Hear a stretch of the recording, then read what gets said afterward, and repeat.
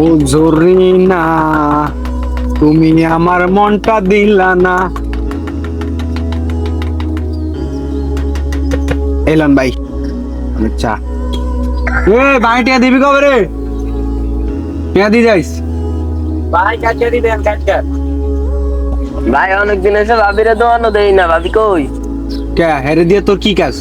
আরে ভাই আনারা তো চা তো ভালো লাগে না, বুঝেন না? ভাবি রাতে মধু চাটা খাইতে সেই লাগে। ওরে হালার ভাই শালা, পেলানি তুই মধ্যে আই উকি ঝুঁকি মারাস। হ্যাঁ এত আর তোরে খাইছি রে। দাঁড়ান দাঁড়ান দাঁড়ান, আপনাদেরকে বলতেছি একটু দাঁড়ান। হ্যাঁ, নিচে দেখতেছেন, একটু নিচে একটা সাদা একটা বাটন আছে, সাবস্ক্রাইব নামে একটা বাটন আছে, এক্ষুনি ক্লিক করেন। এই যে এক্ষুনি একটু ক্লিক করেন। আর যারা ক্লিক করছেন আলহামদুলিল্লাহ, একবারে নিউ কন্ডিশন একটা এসএলআর ক্যামেরা অবশ্যই আপনারা পেয়ে যেতে পারেন।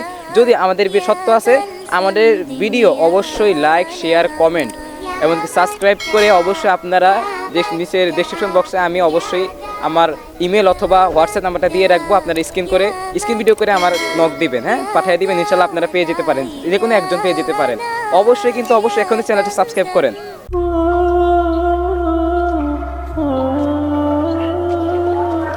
আসসালামু আলাইকুম ভাই, একটা চা দেই, চা খাবেন? আচ্ছা ভাই দেন একটা চা খাই।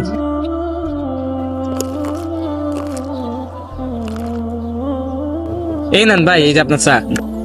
আচ্ছা ভাই, আপনি তো অনেক পড়াশোনা করেছেন, আপনি তো অনেক বড় বড় বড় বড় সড়ো কোনো চাকরি বাকরি করতে পারেন, আপনি চা বিক্রি করেন কেন?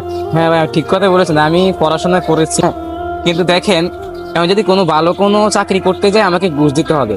ঘুষ দেওয়া হারাম, নেওয়াও হারাম। তা আমি চাই না এই হারাম কাজটা করতে, বুঝছেন? এই কারণে আমি এই ঘুষ দিয়ে চাকরি নিতে চাই না, এখানে ব্যবসার দিকে গেছি। দেখি আল্লাহ ছোট ব্যবসা দিন বড় করবে ইনশাআল্লাহ। আপনি তো ঠিক কথাই বলেছেন ভাই, কি করবেন, দুনিয়ার নিয়মটাই তো এরকম। আচ্ছা ঠিক আছে ভাই, আসি। হ্যাঁ,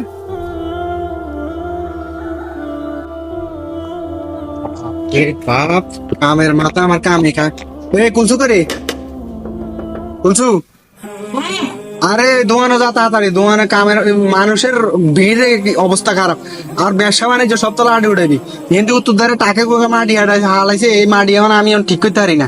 আমি তো জমি যাইতে আছি, তুই তাড়াতাড়ি দোয়ানো যাই কাস্টমার ইয়ে কর।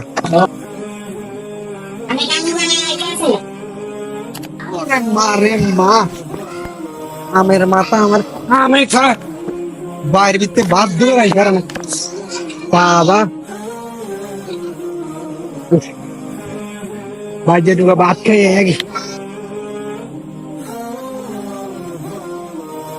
আবার এই গরমে মাথা গরমে খায়। এই কুলসু, এই কুলসু বাদ দে।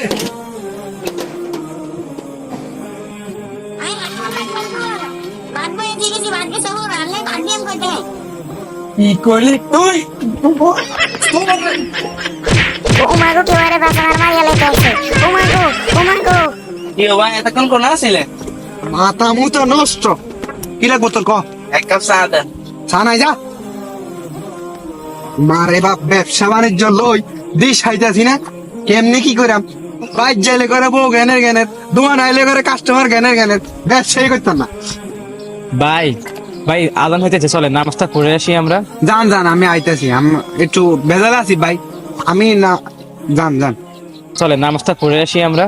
কি কইয়াম ভাই, দুঃখের কথা, রাত হইলে যে এই পরিমাণ কিস্তি সারে মনে করেন, এই দুয়ার দিয়ালে এই দুয়ার দিয়ে হলান লাগে, এই দুয়ার দিয়ালে এই দুয়ার দিয়ে হলান লাগে, কি যে একটা বিপদ। এখন আমি মনে করেন আমার লোক আসার নামাজ ধরতাম গেলাম, এই সময় মানুষের কাম কাজ ছাড়ি আই একটু চাটা খাইবো, ঠিক আছে নি? চা যদি না দিতে এই সময় দুইটা যদি চা না বেচতারি, দুইটা বিস্কুট না যদি বেচতারি, আমি চললাম কেমনে? কাল বেহানে আমার 2,500 টাকা কিস্তি, ঠিক আছে নি? এরকম যদি হয় কেমনে চললাম কন? ভাই রিজিকের মানে আল্লাহ, এটা খেয়াল রাখবেন। একে তো হচ্ছে কিস্তির ফেরা, দ্বিতীয়ত ফেরা দেন আমি, ঠিক আছে নি? রাইত হইলে আমার কিস্তি, বিয়া লইলে মানছে আসরের সময় একটু চা খাইতে, আপনি আসরের না আমাদের আমার কইছেন, ভালো কথা কইছেন, আমি যাই একটু পরে যাই, আমার কাস্টমারটি একটু কম হোক। দেখতে আছেন কি পরিমাণ কাস্টমার, আমি এই চা দিচ্ছি আপনার, একটু বিস্কুট বেচলাম, 2-4 টাকা ইনকাম করে আপনার এটা সহ্য না। আপনি ছোট ব্যবসায়ী, ছোট ব্যবসায়ীর মতো থাকে। ঠিক আছে ভাই, ঠিক আছে, কিন্তু একটা কথা মনে রাখবেন, রিজিকের মালিক কিন্তু আল্লাহ। হ্যাঁ, এই কথাটা মনে রাখবেন। এখন তো আপনার মাথা ঠিক না, আপনাকে দেখি পরে আমি বুঝাবো। হ্যাঁ, রিজিকের মালিক আল্লাহ, এটা খেয়াল রাখবেন। নামাজ পড়লে আল্লাহ ব্যবসা বরকত দেয়। ঠিক আছে ভাই।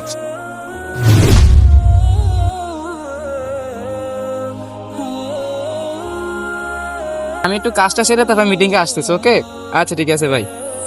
আরে ভাই ভাই, আপনি দোকানদার না? আপনার এই অবস্থা কেন ভাই? ভাই কি আর বলবো দুঃখের কথা, আমার তো সব শেষ, আমি পুরা দেউলিয়া ভাই।